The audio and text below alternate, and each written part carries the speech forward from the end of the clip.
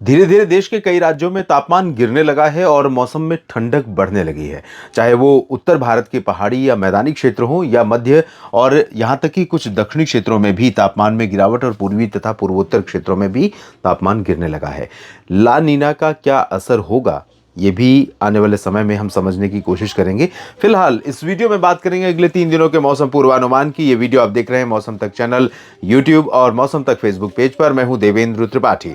तो इस वीडियो में बात करते हैं सबसे पहले आज 21 नवंबर के दिन की किस तरह से मौसम रहेगा, और उसके बाद 22 और 23 नवंबर की भी बात करेंगे। दोस्तों, अनुमान के अनुसार उत्तर भारत के जो पर्वतीय क्षेत्र हैं यहाँ पर धीरे धीरे बादल बढ़ने लगे हैं और गिलगित बाल्टिस्तान, मुजफ्फराबाद के कुछ हिस्सों में, जम्मू कश्मीर और हिमाचल के हायर रीचेस पर कुछ बादल दिखने लगे हैं। इन बादलों से हालांकि अभी कोई बरसात या बर्फबारी की संभावना जम्मू कश्मीर या हिमाचल उत्तराखंड में बिल्कुल नहीं है।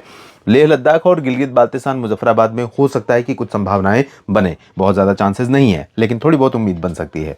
नीचे की तरफ देखें तो यहाँ पर पंजाब और हरियाणा, चंडीगढ़, दिल्ली, राजस्थान, वेस्ट उत्तर प्रदेश, उत्तराखंड के तमाम इलाकों और मध्य प्रदेश के तमाम क्षेत्रों में, यहाँ तक कि मैं कह सकता हूँ सागर और जबलपुर तक, उसके बाद नरसिंहपुर, साथ ही साथ नर्मदापुरम, बैतूल और इधर भोपाल, उज्जैन, इंदौर, देवास, नीमच, रतलाम, धार, इन सभी भागों में और यहाँ तक कि गुजरात के भी पूर्वी रीजन में कुछ स्थानों पर उत्तर की हवाओं का असर होने के कारण यहाँ पर तापमान में गिरावट होने के साथ रात और दिन में आसमान मुख्यतः साफ और शुष्क रहने की संभावना है। धुंध या कोहरा, कुहासा और प्रदूषण की स्थिति में थोड़ी सी स्थितियां सुधरी हैं और ये स्थितियां सुधरी हुई नजर आ रही हैं आज भी, और कुछ इलाकों में ज़रूर सुबह के समय रहा। लेकिन जैसे ही हवा की रफ्तार बढ़ेगी, जहाँ पर है वहाँ पर जैसे ही हवा की रफ्तार बढ़ेगी, ये पोल्यूशन या धुंध, कोहरा, कुहासा छट जाएगा और धूप तेज़ देखने को मतलब अपेक्षाकृत पिछले दिनों की तुलना में अपेक्षाकृत बेहतर धूप देखने को मिल सकती है। पूर्वी उत्तर प्रदेश और बिहार, झारखंड, पश्चिम बंगाल, ओडिशा के तमाम हिस्सों में, छत्तीसगढ़ के क्षेत्रों में, छत्तीसगढ़ में चाहे वो रायपुर हो या अंबिकापुर, बिलासपुर उत्तर में या दक्षिण में सुकमा, दंतेवाड़ा, बीजापुर, दुर्ग, इन सभी क्षेत्रों में, इधर बालासोर, भद्रक, मयूरभंज के और उत्तर में राउरकेला समेत तमाम इलाकों में धीरे धीरे तापमान गिर रहा है। भले यहाँ पर उत्तर पश्चिमी हवाएं नहीं पहुंच रही, अभी हवाओं में मिक्सिंग है, लेकिन इसके बावजूद तापमान में गिरावट हो रही है क्योंकि ओवरऑल जो कह सकते हैं कि उत्तरी गोलार्ध का हिस्सा है, धीरे धीरे वो कूल डाउन होने लगा है। टेम्परेचर यहाँ पर कम होने लगा है, चाहे वो भारत के क्षेत्र हो या अन्य देशों उत्तरी गोलार्ध के ऊपर। इन तमाम जगहों पर भी पड़ रहा है। झारखंड में रांची, जमशेदपुर, देवघर, दुमका, डाल्टनगंज समेत, बिहार में पटना, वैशाली और दरभंगा, भागलपुर, किशनगंज, पूर्णिया, अररिया, सुपौल, चंपारण, साथ ही साथ सिवान, गोपालगंज, बक्सर, कैमूर, इधर कोलकाता सहित पश्चिम बंगाल के गंगीय क्षेत्रों, इन भागों में पूर्वी हवाओं के आने के कारण थोड़े बहुत बादल यहाँ पर दिखाई पड़ेंगे। बादल अगले 2 दिनों के बाद यानी कि 23 नवंबर और 24 नवंबर से बादल इन भागों में बढ़ने की संभावना दिखाई पड़ रही है क्योंकि बंगाल की खाड़ी पर एक निम्न दबाव बन रहा है जो जल्दी ही डिप्रेशन बनने जा रहा है। और इधर दक्षिणी क्षेत्रों में, जो पूर्वोत्तर भारत के दक्षिणी क्षेत्र हैं, नागालैंड और मणिपुर, मिजोरम, त्रिपुरा, इन भागों में, मेघालय में कुछ स्थानों पर, अरुणाचल में कहीं कहीं पर, सिक्किम में भी छिटपुट स्थानों पर हल्की वर्षा होने की संभावनाएं नजर आ रही हैं। मध्य भारत के बाकी हिस्सों में, छत्तीसगढ़ और ओडिशा के अलावा मध्य प्रदेश के अधिकांश भागों में, जिसका जिक्र किया मैंने कि तापमान गिरेगा, गुजरात में भी तापमान में गिरावट होने की संभावना, मध्य प्रदेश में यहाँ पर जबलपुर से लेकर ग्वालियर और इन तमाम जगहों पर तापमान गिरेगा। और उसके बाद नीचे की तरफ महाराष्ट्र में, विदर्भ, मराठवाड़ा, मध्य महाराष्ट्र, कोंकण, गोवा, यानी तमाम जो सब डिविजन्स हैं, यहाँ पर भी तापमान धीरे धीरे नीचे जा रहा है। हालांकि अभी बहुत तेजी से तापमान नहीं गिरा, लेकिन कुछ एक जगहें हैं जहां पर कभी 1 डिग्री बिलो नॉर्मल, कभी 1 degree above normal temperature record किया जा रहा है। और दक्षिणी भारत के क्षेत्रों में देखें तो अभी मानसून थोड़ा सा वीक हुआ है, कह सकते हैं कि 2 कदम पीछे ले रहा है और अब लंबी छलांग लगाएगा। यानी आने वाले दिनों में दक्षिण भारत में नॉर्थ ईस्ट मानसून, जिसे विंटर मानसून भी कहा जाता है या मिनी मानसून देश का कहा जाता है, जो अक्टूबर, नवंबर, दिसंबर में रहता है, तो यहाँ पर बहुत अच्छी बरसात या तेज बरसात होने की संभावना है। और उस तेज बरसात के चलते आशंका इस बात की है कि कुछ जगहों पर नुकसान भी पहुंचेगा आने वाले समय में। 25 नवंबर से बारिश की गतिविधियां बहुत तेज हो जाएंगी। वैसे तो 23 से ही 22-23 से बढ़ जाएंगी, लेकिन 24-25 नवंबर को जब ये सिस्टम बिल्कुल तटों के करीब होगा तो दक्षिणी तटीय आंध्र प्रदेश और तमिलनाडु के तमाम इलाकों में व्यापक वर्षा होने की संभावनाएं बनेंगी। तो ये रही स्थिति आज की। और कल की स्थिति देखते हैं, कल यानी कि 22 नवंबर की। तो 22 नवंबर को भी कोई बहुत ज़्यादा अंतर नहीं है, लेकिन जैसा कि मैं पहले से ही कह रहा हूं कि उत्तर भारत में 22 नवंबर को एक पश्चिमी विक्षोभ आ रहा है।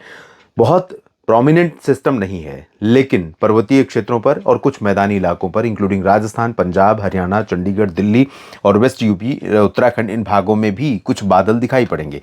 अगर यहाँ पर बादल थोड़े समय के लिए भी रहे तो क्योंकि बीच में उत्तर पश्चिमी हवाएं सरफेस से लेकर चल रही हैं, तो ये हवाएं ठंडी हैं और ऐसे में जब बादल होंगे तो जाहिर है धूप का असर कम से कम रहेगा। धूप का असर कम रहे और नीचे से ठंडी हवाएं चलती रहें, यानी दिन का तापमान काफ़ी नीचे जाएगा।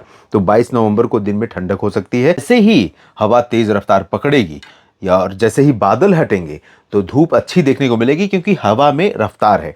तो अदर देन क्लाउड कंडीशन, अगर पॉल्यूशन के पार्टिकल होंगे या हेज और मिस्ट का कह सकते हैं कि कंटेंट होंगे एटमॉस्फेयर में, तो वो कम हो जाएंगे, रिड्यूस हो जाएंगे और उसके चलते होगा ये कि धूप का असर दिन में अच्छा पहुंचेगा। और वो स्थिति पंजाब में अमृतसर से लेकर के फजिल्का फरीदकोट पे और हरियाणा में अंबाला और पंचकुला से लेकर के नीचे गुरुग्राम, फरीदाबाद, पलवल, दिल्ली और उत्तर प्रदेश के तमाम इलाकों में, वाराणसी तक, जौनपुर, प्रतापगढ़, प्रयागराज, लखनऊ और अयोध्या तक तमाम इलाकों में दिखाई पड़ेगी। उत्तराखंड में भी मौसम अच्छा ठंडा रहेगा।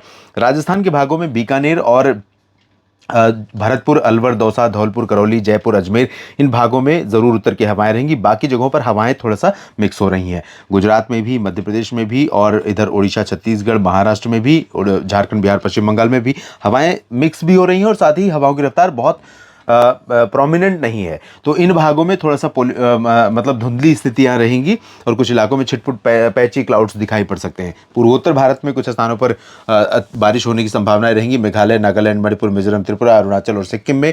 और यहाँ पर राजस्थान के ऊपर कुछ बादल नजर आएंगे अलग से। तो हालांकि ये बादल बारिश देने वाले नहीं होंगे, इनमें बहुत ज़्यादा करंट नहीं है तो बहुत ज़्यादा चांसेस नहीं है, लेकिन बादल नजर आएंगे। पर्वतीय क्षेत्रों पर यहाँ पर WD आएगा तो इसके चलते गिलगित बाल्टिस्तान, मुजफ्फराबाद, लद्दाख और जम्मू कश्मीर, हिमाचल के कुछ इलाकों पर वर्षा और हिमपात की संभावनाएं बन सकती हैं। भले बहुत ज़्यादा प्रोमिनेंट ये सिस्टम नहीं है, यानी बहुत ताकतवर नहीं है, लेकिन इसके बावजूद इसके चलते श्रीनगर, गुलमर्ग और सोनमर्ग, पहलगाम तथा आसपास के इलाकों में और इधर गिलगित बाल्टिस्तान, मुजफ्फराबाद, लेह लद्दाख में और कुल्लू मनाली, लाहौल स्पीति के कुछ इलाकों में थोड़ी बहुत वर्षा और हिमपात की संभावनाएं बन सकती हैं। दोस्तों, अगर इधर बर्फबारी हो अच्छी तो इस समय जो स्थितियां हैं मैं कह सकता हूं कि दिल्ली का जो मिनिमम टेम्परेचर है या आगरा और जयपुर, लखनऊ और बठिंडा या बरनाला, मोगा और हिसार, सिरसा का, ये सभी टेम्परेचर बहुत तेज़ी से नीचे जा सकते थे अगर यहाँ पर बर्फबारी अच्छी हुई होती तो। यानी अभी इस समय कड़ाके की ठंड शुरू हो गई होती, लेकिन अब बर्फबारी जब होगी उसके बाद तापमान में गिरावट व्यापक रूप में हो सकती है। इधर सेंट्रल इंडिया में बहुत ज़्यादा कुछ चेंज नहीं है। दक्षिण भारत में देखिए आप 22 नवंबर को तटों के बिल्कुल करीब अच्छे खासे क्लाउड पहुंचने लगे हैं।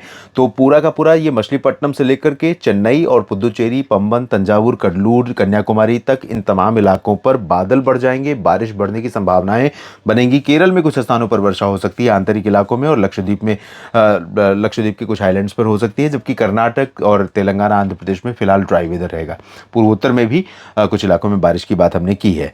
और इसके बाद 23 नवंबर की बात कर लेते हैं। 23 नवंबर को भी इस सिस्टम का WD का असर कुछ रहेगा पर्वतीय क्षेत्रों पर, तो थोड़ी बहुत वर्षा या बर्फबारी की संभावनाएं बन सकती हैं, लेकिन बहुत ज़्यादा चांसेस नहीं है। जबकि पंजाब, हरियाणा, चंडीगढ़, दिल्ली, राजस्थान, उत्तर प्रदेश और बिहार, झारखंड, पश्चिम बंगाल, बिहार में 23 नवंबर को हवाएं पश्चिमी दिशा से पहुंचेंगी पहाड़ों की ठंडक लेकर के। तो बिहार में पटना, वैशाली और रांची, जमशेदपुर, देवघर, दुमका, डाल्टनगंज, झारखंड में और कोलकाता तक तापमान में एक अलग तरह की गिरावट देखने को मिलेगी। तापमान गिर तो रहा है, लेकिन जब उत्तर पश्चिमी दिशा की ठंडी हवाएं लेकर आती हैं अपने साथ ठंडक और तापमान को नीचे ले जाती हैं, तो वो एक अलग ठंड की फीलिंग आती है। उस समय आपको गलन महसूस होती है, चाहे आपके बिस्तर की बात करें या आप बाहर निकलते हैं या कपड़े ऐसे रखे हुए हैं उनको जब आप छुएंगे तो बहुत ठंडा रहेगा। और साथ में पानी, जो रखा हुआ पानी है वो काफ़ी ठंडा महसूस होगा। तो वो एक अलग ठंड की फीलिंग जो सर्दी के मौसम में आती है वो अब शुरू हो सकती है यहाँ पर उत्तर प्रदेश के तमाम इलाकों में। राजस्थान में हवा की रफ्तार कम रहेगी, थोड़े बहुत बादल हो सकते हैं। गुजरात, मध्य प्रदेश, महाराष्ट्र, छत्तीसगढ़, ओडिशा, इन तमाम जगहों पर भी तापमान अब गिर रहा है। भले हवा की रफ्तार नहीं है, भले इन सभी जगहों पर हवाएं उत्तर की नहीं पहुँचे, लेकिन पूर्वी मध्य प्रदेश और उत्तरी छत्तीसगढ़ और ओडिशा के भागों में पहुँचेंगी। इधर आंध्र प्रदेश की तेलंगाना और ओडिशा के तटीय क्षेत्रों पर ये वाला जो पोर्शन आप देख रहे हैं, यहाँ पर क्योंकि नमी का फ्लो पहुंचने शुरू हो गया है तो नॉर्थ ईस्ट मानसून इधर सक्रिय हो रहा है, लेकिन तटीय ओडिशा और आंध्र प्रदेश के तटों पर भी बादल बढ़ने लगेंगे और माफ कीजिएगा, तेलंगाना, आंध्र प्रदेश की रायलसीमा और दक्षिणी आंतरिक कर्नाटक तक बादल पहुंचने लगेंगे। 24 नवंबर को ये बादल धीरे-धीरे मुंबई तक पहुंच जाएंगे, नासिक और नागपुर तक पहुंच जाएंगे, छत्तीसगढ़ तक पहुंचेंगे और इधर तमिलनाडु में बारिश की गतिविधियां बढ़ जाएंगी। तटीय इलाकों से लेकर के आंतरिक इलाकों में, केरल में भी बारिश की संभावना। कर्नाटक में फिलहाल अभी बारिश की उम्मीद नहीं है। इस बुलेटिन में अभी के लिए इतना ही। आप लगातार बने रहेगा मौसम तक चैनल और न्यूज मीडिया मंच के साथ। जानकारियां ठीक लगे तो वीडियो को लाइक और शेयर करिए। कमेंट बॉक्स में अपनी बात लिखिए, अपने क्षेत्र के मौसम के बारे में, अपनी फसलों की स्थिति के बारे में। और इस वीडियो की जानकारी अगर आपको ठीक लगती है तो वीडियो को लाइक और शेयर करते रहिए। और चैनल को सब्सक्राइब नहीं किया है तो निवेदन करूंगा कि जरूर कर लीजिए। धन्यवाद।